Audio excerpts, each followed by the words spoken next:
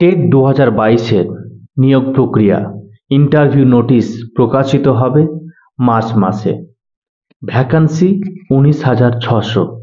হ্যাঁ, আমি যেটা বলছি, এই ঝড় কিছুদিন আগেই সোশ্যাল মিডিয়াতে উঠেছিল যে মার্চ মাসে ভ্যাকান্সি আসছে এবং 19,600 ভ্যাকান্সি, কেউ বলছে 20,000, কেউ বলছে 15,000, এটসেট্রা এটসেট্রা।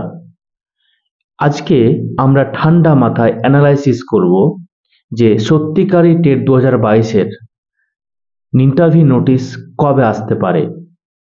হ্যাঁ, এর আগে আমি বলেছিলাম যে ফেব্রুয়ারি মাসের মধ্যে আমরা লাস্ট উইকে নতুন কিছু দেখতে পাবো, কিন্তু সেটা ছিল সুপ্রিম কোর্টের স্টে ওঠার আগে।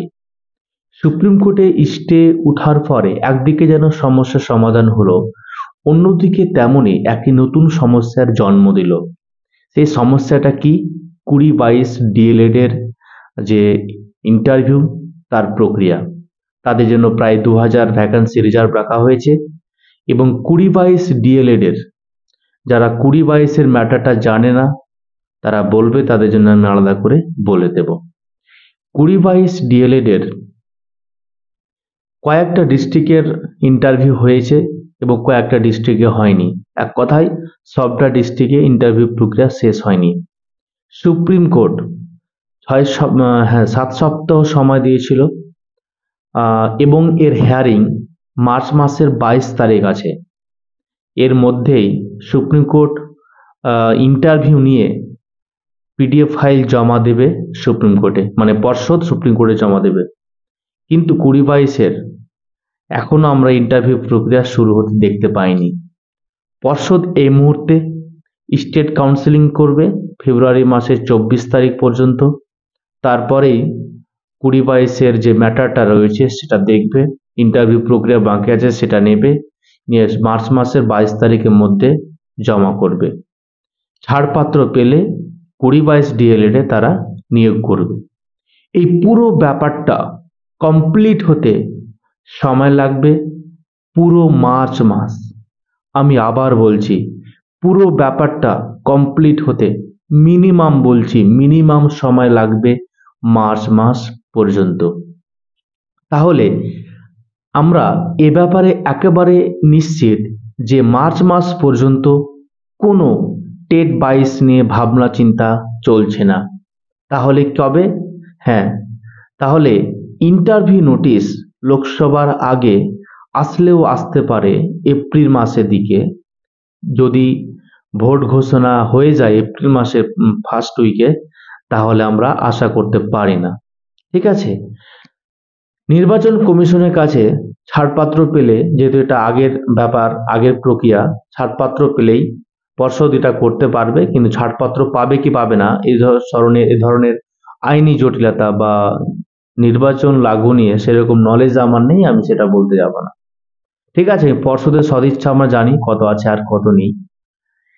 এবারে আসি যে প্রকৃত অর্থে টেট 22-এর ইন্টারভিউ শুরু হচ্ছে লোকসভার পরে, অর্থাৎ জুন জুলাই মাসের দিকে। জুন জুলাই আগস্ট মাসের দিকে ইন্টারভিউ প্রক্রিয়া শুরু হবে এবং আশা করা যায় 2024-এর ডিসেম্বরের মধ্যে ইন্টারভিউ প্রক্রিয়া শেষ হবে, পর্ষদ যদি অতি দ্রুত নেওয়ার চেষ্টা করে তাহলেই। এবার তাহলে এটা পরিষ্কার যে লোকসভার পরে, লোকসভার আগে নয়। আর 48 ঘন্টার কাহিনী শোনা যাবে না যে 48 ঘন্টার পরে ইন্টারভিউ নোটিফিকেশন দিয়ে দেব। এর অনেক 48 ঘন্টা কেটে গেল। 48 ঘন্টা কেটে গেল লোকসভার পরে, হাজার 48 ঘন্টার পর লোকসভার পরে আসতে চলেছে টেট 22-এর ইন্টারভিউ নোটিশ, ইন্টারভিউ প্রক্রিয়া শুরু হবে। এবারে শূন্য পদ কত?